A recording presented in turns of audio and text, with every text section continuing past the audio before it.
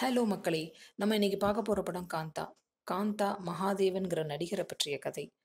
ஐயா ஒரு பெரிய டைரக்டர். அவர் தான் தெருக்கூத்து நடத்திட்டு இருக்கிற மகாதேவன ஒரு பெரிய நடிகராக வளர்த்து விட்டவர். ஐயா சாந்தான்னு ஒரு படம் எடுக்கிறதுக்கு முடிவு பண்றாரு. மகாதேவன புக் பண்றாரு. மகாதேவன் இப்ப ரொம்ப பெரிய ஹீரோவா இருக்கிறதுனால, சாந்தாங்கிற பேர காந்தான்னு மாத்துறாரு. இதுல ஆரம்பிச்ச பிரச்சனை விஸ்வரூபம் எடுக்குது. குமரி அப்படிங்கிற ஒரு பர்மாவை சேர்ந்த அகதிய ஹீரோயின் ஆக்குறாங்க ஐயா. அந்த குமரி மூலமா பழைய புகழ் அடையிறதுக்கு முயற்சி பண்றாரு. ஆனா கதை வேற மாதிரி மாறுது. மகாதேவன் ஏற்கனவே கல்யாணம் ஆனவரா இருந்தாலும் குமரி மேல அவருக்கு ஒரு காதல்.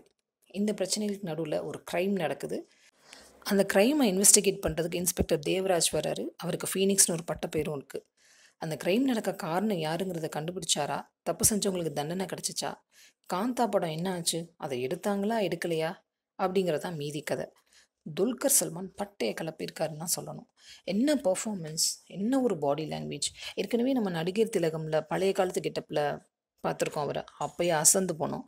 அதையும் மிஞ்சி இந்த படத்தில் சூப்பர் பெர்ஃபார்மன்ஸ் கொடுத்துருக்காரு நம்ம துல்கர். முழு படத்தையுமே அவர் தான் வந்து தோளில் தாங்கியிருக்காரு. சமுத்திரகனிக்கும் பாக்யஸ்ரீக்கும் செம்மையான ரோல். ரெண்டு பேருமே எக்ஸலண்ட்டாக பெர்ஃபார்மன்ஸ் பண்ணியிருக்காங்க. ஒரு டைரக்டர் எப்படி இருப்பாங்க, அவங்களுடைய மனநிலை எப்படி இருக்கும், தன்னை மீறி தான் வளர்த்து விட்டவன் வரும்போது அவங்க ஃபீலிங் எப்படி இருக்கும் அப்படிங்கிறதெல்லாம் ரொம்ப எக்ஸலண்ட்டாக பெர்ஃபார்ம் பண்ணியிருக்காரு சமுத்திரகனி. அதே மாதிரி ரவீந்திர விஜய், வையாபுரி, துல்கருக்கு பேரா நடித்த காயத்ரி, அவங்க அப்பாவை நடித்த நிழல் ரவி, பக்ஸ் பகவதி பெருமாள், இவங்க எல்லாருமே அவங்களுக்கு கொடுத்த ரோலை ரொம்ப சிறப்பாக பண்ணியிருக்காங்க. எல்லாரும் வர்றது வந்து கம்மியான டைம் தான். ஆனால் எல்லாருமே வந்து இம்ப்ரெஸ் பண்ணியிருக்காங்க. துல்கர் வந்து ஒவ்வொரு படத்துக்கும் அவருடைய ஸ்கிரிப்ட் செலெக்ஷன் வந்து ரொம்ப வித்தியாசமாக இருக்கும்.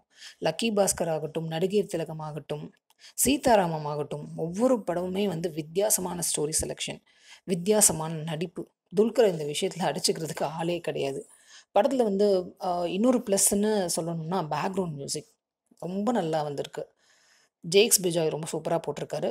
விஷுவல்ஸுமே ரொம்ப நல்லா வந்திருக்கு. டைரக்டர் செல்வமணி செல்வராஜை பாராட்டியே ஆகணும்.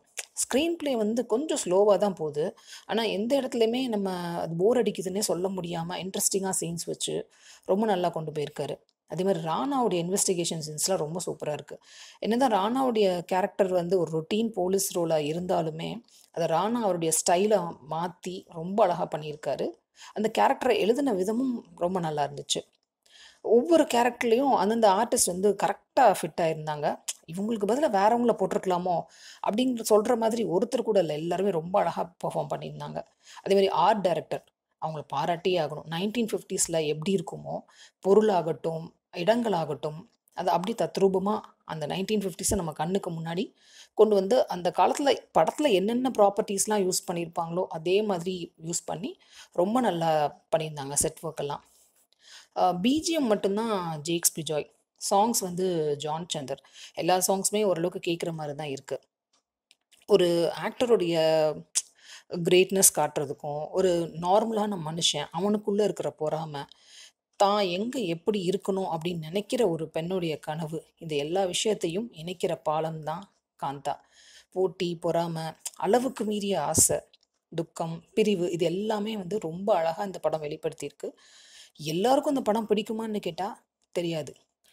டிக்யூவோட நடிப்பு, ஸ்டைல் இதெல்லாம் நீங்கள் விரும்புவீங்கன்னா கண்டிப்பாக உங்களுக்கு இந்த படம் பிடிக்கும். துல்கர் சல்மானுடைய கெரியரில் இது ஒரு மைல்ஸ்டோன் மூவி. காந்தா பர்ஃபெக்ட்.